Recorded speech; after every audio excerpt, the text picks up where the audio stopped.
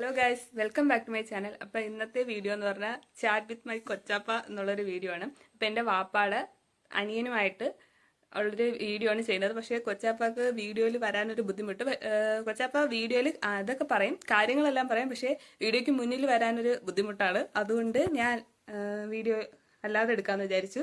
അപ്പം നമുക്ക് വീഡിയോയിലോട്ട് കിടക്കാം. ഇഷ്ടപ്പെട്ട ഏത് ചോദ്യം ചോദിക്കാം. 60 വർഷം 50 വർഷത്തിൽ കൊച്ചാപ്പ എന്ന് മുതലാണ് കട തുടങ്ങിയത്? റേഷൻ കടയാണ് കൊച്ചാപ്പാക്ക്. റേഷൻ കട എന്ന് മുതലാണ് തുടങ്ങിയത്? റേഷൻ കട തുടങ്ങിയെന്ന് പറയുമ്പോൾ രണ്ടുത്തരമുണ്ട്. ശേഷം ലൈസൻസ് ചെയ്ത് 97-ലാണ്. അത് ടെമ്പററി ലൈസൻസുകളായിരുന്നു. സ്വന്തമായ ലൈസൻസ് കിട്ടിയത് 97, 5-6 വർഷം കഴിഞ്ഞാണ്. അതുവരെ ഈ കട തുടങ്ങുന്ന ഇടയ്ക്ക് വെച്ചൊക്കെ സസ്പെൻഡ് ചെയ്യും. അത് വേറൊരാൾ മാറി ഒരു 6 മാസം അങ്ങനെയൊക്കെ പോയിട്ടുണ്ട്.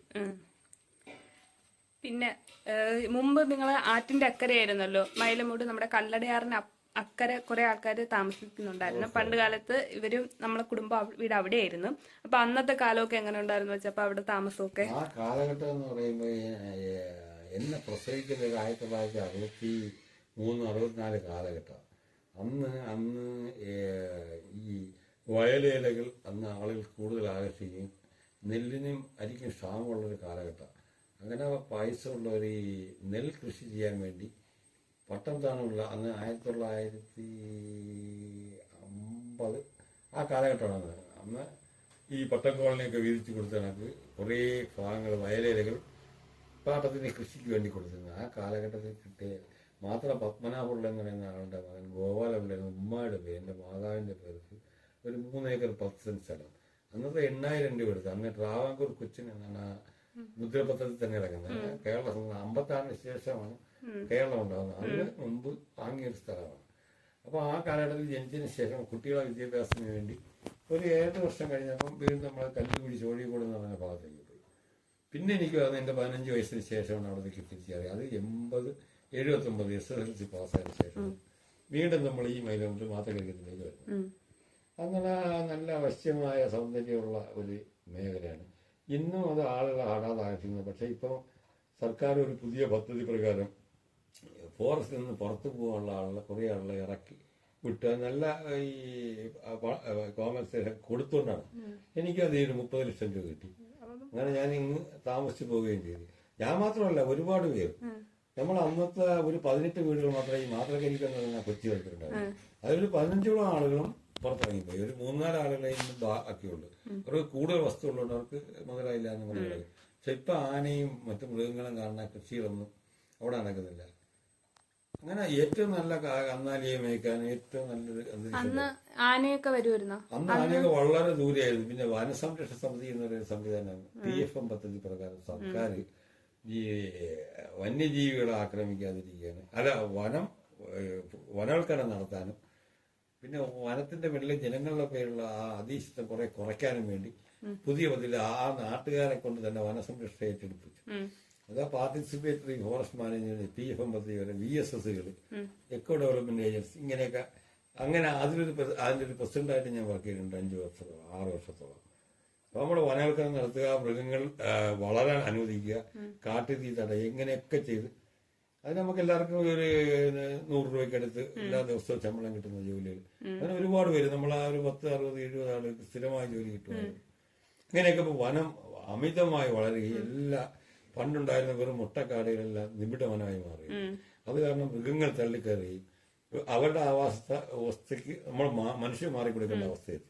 ഇപ്പോഴും കാട്ടുപോത്തുകളുണ്ട്, ഈ ബ്ലാവുകൾ. ഇപ്പോഴും ഈ 2-3 ദിവസം മുമ്പ് 2 പ്ലാവുകൾ അവിടെ അത് ചെന്നായി കണ്ടുപിടിച്ചിരുന്നു. അത്രമാത്രം മറ്റെല്ലാ ജീവികളും ഇപ്പൊ അടുത്തേക്ക് വന്നു. ജനം മാറിക്കൊടുക്കുകയും ചെയ്യും. ജനങ്ങൾക്ക് പൈസ കൊടുത്തിട്ട് സർക്കാർ വനത്തെ വികസിപ്പിച്ചു. അങ്ങനെ ഏകദേശം ഒരു നല്ലത് ഇപ്പോഴും കാട്ടിലേക്ക് കയറുക എന്നുള്ള ഫോറസ്റ്റിന്റെ അനുമതിയോട് കൂടി പോയി കഴിഞ്ഞാൽ യഥാർത്ഥം നല്ല തിക്ക് ഫോറസ്റ്റ് കാണാൻ പറ്റും. ഞാൻ ജനിച്ചു വളർന്ന എന്റെ വസ്തുവൊക്കെ കൊടുത്ത് ഭയങ്കര കാടായി, അവിടെ കയറി പോകാൻ പറ്റില്ല. നമ്മളവിടെയും കാട്ടുപോത്ത് എന്നും ഇറങ്ങും രാത്രി. അത് ഈ ഏരിയയിലേക്ക് അവിടെയും ഉണ്ട്. വെങ്കല്ല ഈ ശാസ്താന എന്ന് പറയും. ഈ കേരളത്തിന്റെ വനവുമായി ചേർന്ന എല്ലാ ഭാഗത്തും സർക്കാർ ഈ PFM പാർട്ടി ഫോറസ്റ്റ് മാനേജ്മെന്റ് അവിടത്തെ ആളുകളെ കൊണ്ട് വനവൽക്കരിച്ചു. അപ്പം കാട്ടുതടി മോഷണം കുറഞ്ഞു, ഈ വന്യമൃഗ വേട്ട കുറഞ്ഞു, അപ്പം കാട്ടുതീ തടഞ്ഞു. അപ്പം വനം ഉണ്ടായി. വനം ഉണ്ടായപ്പം വനം വർദ്ധിക്കുകയും ചെയ്തു. പക്ഷെ നമ്മൾ ജനം പുറത്താവുകയും ചെയ്തു. ഇതേ അകത്തോട്ടുള്ള ഫ്ലോ മാറിയിട്ട് അപ്പൊ മനുഷ്യൻ പുറം തള്ളി.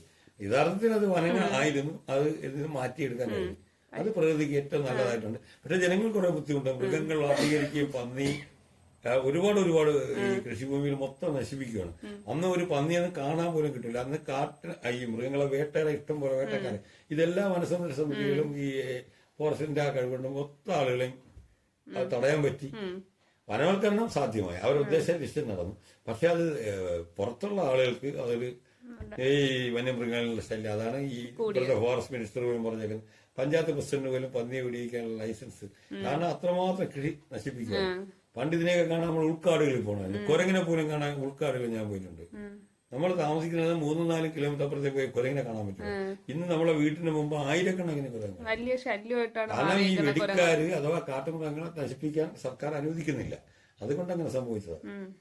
അവര് അത്രമാത്രം വൈൽഡ് ലൈഫ് ഈ കേരളത്തിൽ, പ്രത്യേകിച്ച് എനിക്ക് കേരളത്തെ കുറിച്ച് അറിയാമെന്നാണ് ഞാൻ പറയുന്നത്, മറ്റു സ്റ്റേറ്റ് അറിയത്തില്ല.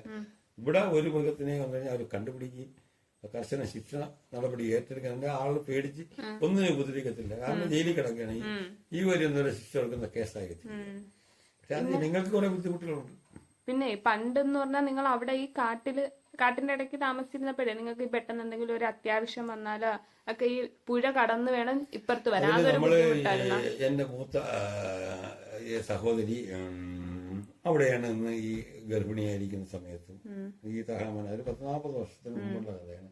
നമ്മളെ ഒരു അസുഖം വന്നപ്പം ഈ ഒരു മുളയിൽ ചാക്ക് കെട്ടും. അപ്പൊ ആറ്റിക്കൂടെ നടന്നാണ് വരുന്നത്. അപ്പൊ ഒരു 4 പേര് 4 സൈഡിലും പിടിച്ചിട്ട് ആ ചാക്ക് കെട്ടിൽ വെച്ചാണ് റോഡിൽ കയറുന്നത്. റോഡിൽ കയറ്റി കഴിഞ്ഞാൽ പിന്നെ വണ്ടി വന്ന് കൊണ്ടുപോകാൻ പറ്റും. പിന്നെ അതിനുശേഷം നമ്മൾ കുറുക്ക് ബുദ്ധിയുടെ ചങ്ങാടങ്ങൾ ഉണ്ടാക്കി. അതിനുശേഷം അതൊരു 10-30 വർഷങ്ങൾക്ക് അകത്തുള്ള ബുദ്ധി കമ്പി വലിച്ചു കിട്ടിയിട്ട് മുളഞ്ഞങ്ങാൾ കെട്ടി ഇങ്ങനെ പഞ്ചായത്തിൽ നിന്ന് VSSും ഒക്കെ കൂടെ പൈസയൊക്കെ അനുവദിച്ചിട്ട് അങ്ങനെ സ്ഥിരമായിട്ട് അതുണ്ട്. അപ്പൊ അതെല്ലാം പെട്ട് താമസമില്ലാത്തതുകൊണ്ട് ഇതെല്ലാം നഷ്ടപ്പെട്ടു പോയി. പിന്നെ ഡാലിയിൽ ഒരു പാലം വന്ന അത് 85 ആ കാലഘട്ടത്തിൽ നടപ്പാലാണ്. അത് കുറച്ച് ദൂരം ഉണ്ടെന്നേ ഉള്ളൂ, എന്നാലും പോയി പറ്റാം. പക്ഷെ ആ പാലം കഴിഞ്ഞ് അപ്പുറത്ത് ചെന്നിട്ട് കാട്ടിക്കൂടെ കുറെ നടക്കണല്ലേ? നടക്കണ്ട, വീടുകളിൽ പോലും ഈ ആട്ടോറിക്ഷയൊക്കെ പോകും. ആ പാലത്തിൽ കൂടെ ആട്ടോറിക്ഷ മാത്രമേ കയറുള്ളൂ. അങ്ങനെയാണെങ്കിൽ ഇപ്പൊ ഏകദേശം, പക്ഷെ ഇവിടെ ആളില്ലല്ലോ, അവരെല്ലാം പുറത്ത് ചാടി. അല്ല പണ്ട് ഈ 6 കഴിഞ്ഞ് ഇങ്ങ് ഇക്കരെ വന്നാലും വീണ്ടും ഈ കുറെ ഇങ്ങ് നടക്കണം റോഡ്. അത് കുറച്ച് ഒരു 3/4 കിലോമീറ്റർ. അത് നല്ല ബുദ്ധിമുട്ടായിരുന്നു. പിന്നെ എല്ലാരും അവിടെ അന്നത്തെ കാലഘട്ടത്തിൽ ഒടികൾ ഉണ്ടാക്കി എന്റെ മണ്ടയിലാണ് വെടിക്കാരെ നിർത്തി പോലും സംരക്ഷിക്കുന്നത്. അന്ന് ആനയൊക്കെ ഉണ്ടെങ്കിലും ഇത്രയൊന്നുമില്ല. ഇപ്പോഴും ആനയെല്ലാം സൈഡ് കാരണം അതിപ്പോ അങ്ങോട്ട് ഒറ്റയ്ക്ക് കയറി പോകാൻ തന്നെ ഭയമാണ്. ഈ കാട്ടുപോത്ത് ഒരുപാടുണ്ട്. നമ്മളെ റോഡിൽ നിന്നിട്ട് TS റോഡ്, നമ്മളെ ചെങ്കോട്ടത്തിൽ റോഡിൽ നിന്നുകൊണ്ട് 10 കാട്ടുപോത്തിന്റെ ഫോട്ടോ എന്നുള്ള ഒരാൾ യാത്രക്കാരെ എടുത്തില്ല. ഞാൻ തന്നെ അവര് വരും പോകുമെന്ന് കേൾക്കാത്ത അവസ്ഥ. പിന്നെ എന്റെ വാപ്പായ്ക്ക് 5 പേരാണ്, 5 സഹോദരങ്ങളാണ്.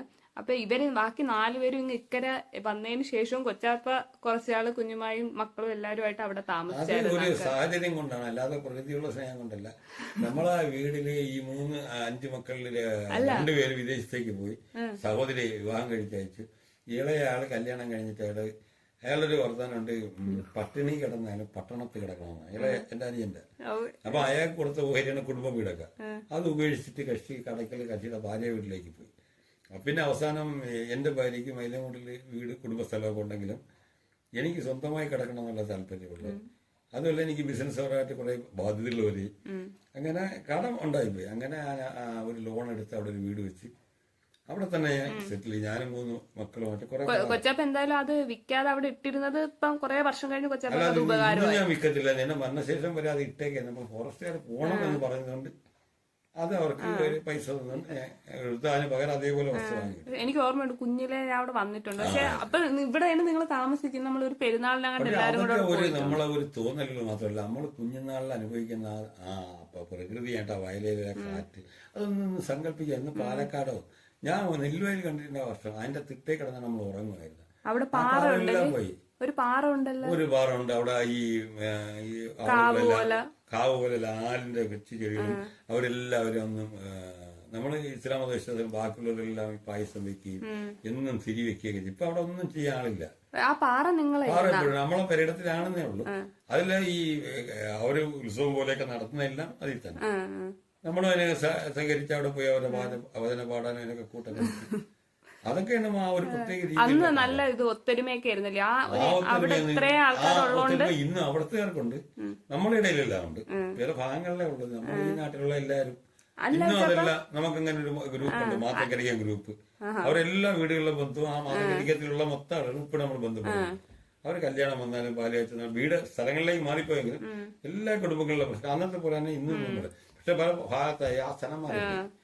ഉമ്മ പറയും പണ്ട് ഓണത്തിന് അവിടെ ആരെ വീട്ടിൽ നല്ലതായിരുന്നു. അങ്ങനെയാണ് ഇന്നും. ഇപ്പോഴും അവരൊക്കെ ഓണത്തിനൊക്കെ നമ്മളെ വിളിക്കും. എന്താവശ്യത്തിന് ഞാനും എന്റെ ഭാര്യ മക്കളും എല്ലാവരും പോകും. ആ സഹകരണം ഇന്നും ഉണ്ട്. പക്ഷെ പല വീടുകളിലും പല സ്ഥലങ്ങളിലേക്ക് അവർ മാറിപ്പോയി. അഞ്ച കെട്ടിച്ച് വെച്ചുകളുണ്ട്.